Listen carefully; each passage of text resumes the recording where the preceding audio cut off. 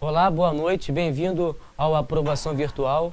Meu nome é Wellington, eu vou trabalhar com vocês a redação, na verdade a dissertação argumentativa, com a banca Exatos. A primeira questão vem logo sobre a nomenclatura. Engana-se quem pensa que redação e dissertação argumentativa são a mesma coisa. O que acontece?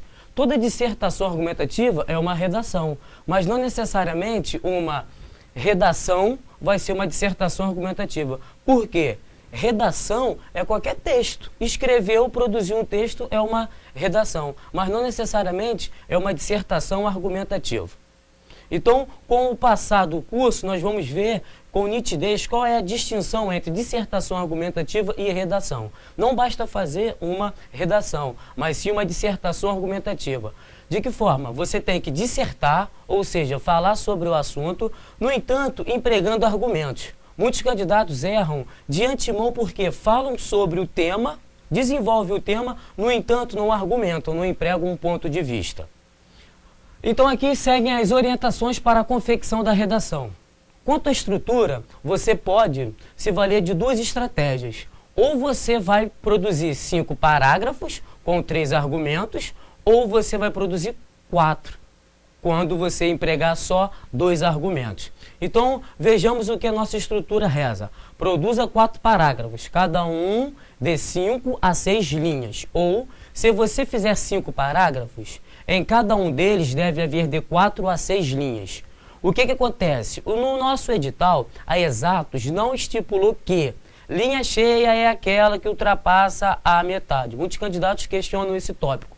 Por exemplo, se nós considerarmos esse primeiro tópico aqui da estrutura, nós percebemos que há 3 linhas, porque a banca não determina que deve-se passar a metade da linha. Por exemplo, no segundo tópico nós temos 3 linhas, sendo que a terceira ultrapassou a metade. Mas no concurso da Exatos não há essa problemática. Você preencheu a linha aqui, sem necessariamente ultrapassar a metade, a banca vai considerar a linha cheia. Então você vai ter que fazer 4 parágrafos ou 5 parágrafos. 4 parágrafos se você utilizar só 2 argumentos. 5, no entanto, se você utilizar 3 argumentos. Nós vamos ver como é que funciona isso. Ó. O primeiro parágrafo deve ser construído da tese, que é o seu ponto de vista, e 2 ou 3 argumentos. Observação, busque problematizar o tema e proponha soluções, ou, na verdade, possíveis soluções. O tema tem que ser problematizado e não cabe ao candidato apontar a solução do problema. O problema, para ser solucionado, na verdade, precisa de uma junta, precisa de uma comissão para ser solucionado. Por exemplo, segurança pública. Não será a proposta do candidato que vai ser vista como solução para o problema. Ele apenas sugere as possíveis soluções. E todo tema tem que ser problematizado. Por mais simples que seja, você tem que procurar problematizar e empregar seus argumentos em prol de soluções. Vamos ao próximo tópico. O segundo, o terceiro e o quarto parágrafos são compostos, respectivamente, pelo desenvolvimento do primeiro, do segundo e do terceiro argumentos presentes no parágrafo de introdução. Então, só na teoria. Na introdução você vai jogar sua tese, vai oferecer 2 ou 3 argumentos. Só. O perfil da introdução é só esse, é a tese com os tópicos 2 argumentos. Depois, você no desenvolvimento vai desenvolver, como o nome já diz, desenvolvimento, você vai desenvolver, você vai explanar os tópicos abordados na introdução. O quarto ou quinto parágrafo é o da conclusão. Nela, faça a retomada da tese, reafirmando-a. Reescreva os argumentos com outras palavras. Na conclusão, não deve aparecer nenhuma ideia que não esteja mencionada no desenvolvimento ou na introdução. A conclusão é apenas a reafirmação. Você retoma tudo o que você argumentou, reafirmando. Apresentação. É importante perceber isso aqui, ó. Respeitem as margens. Escreva até o final da linha, exceto se houver ponto parágrafo.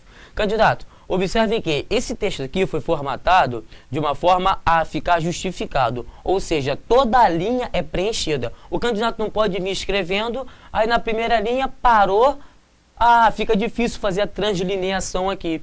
E começa a escrever aqui embaixo. Não pode. Tem que escrever até o final da linha. Salvo se tratar de ponto parágrafo. Porque se for esse caso, aí sim, emprega-se o ponto final na linha de baixo. Obedece ao recuo do parágrafo e continua a redação. Obedeça ao curso das letras. Lembre-se, o leitor corretor não irá ler a sua redação mais de uma vez. Candidato, o leitor corretor corrige as redações com o propósito de receber.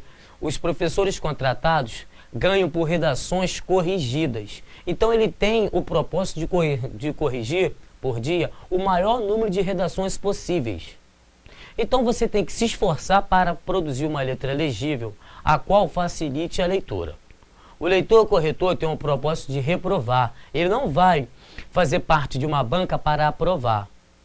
A junta, a comissão de examinadores tem o propósito de reprovar. Então você deve se esforçar para produzir uma letra legível, a qual facilite a leitura.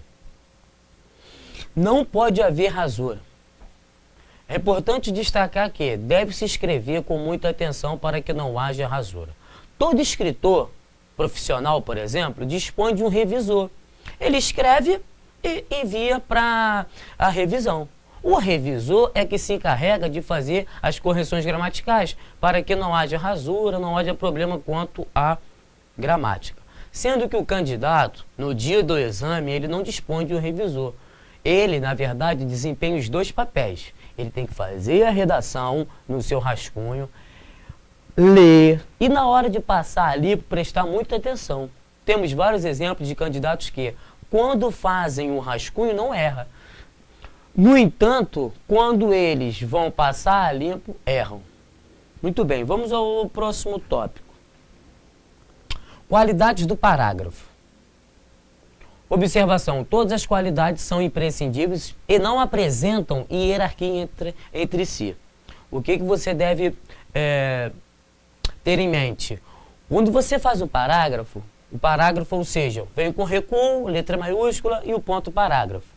Na sua redação, lembrando, haverá 4 ou 5 parágrafos. Você deve se atentar para o seguinte, cada parágrafo tem sua qualidade. De antemão, você pode escrever produzindo parágrafos. Se você começa a produzir parágrafos com excelência, a probabilidade de produzir uma redação excelente é muito considerável. Por exemplo, adequação ao perfil do parágrafo. Considere se o parágrafo é de introdução, desenvolvimento ou conclusão. Um parágrafo tem que obedecer às suas características. Você precisa ter em mente 3 estruturas. Qual é o parágrafo da introdução? Qual é o parágrafo do desenvolvimento e qual é o parágrafo da conclusão? O que não pode haver? O parágrafo que inicia a redação, ou seja, aquele destinado à introdução com perfil de desenvolvimento ou conclusão. Então é importante que você respeite essa norma. De que forma? Não posso transgredir. Se é introdução, tem que ter o perfil de introdução. Depois, com o passar do curso, nós vamos ver como produzir parágrafos de introdução. Por exemplo, só com a tese e com os argumentos que sustentem a tese. Vamos à próxima característica, ao próximo perfil, à próxima qualidade. Correção gramatical.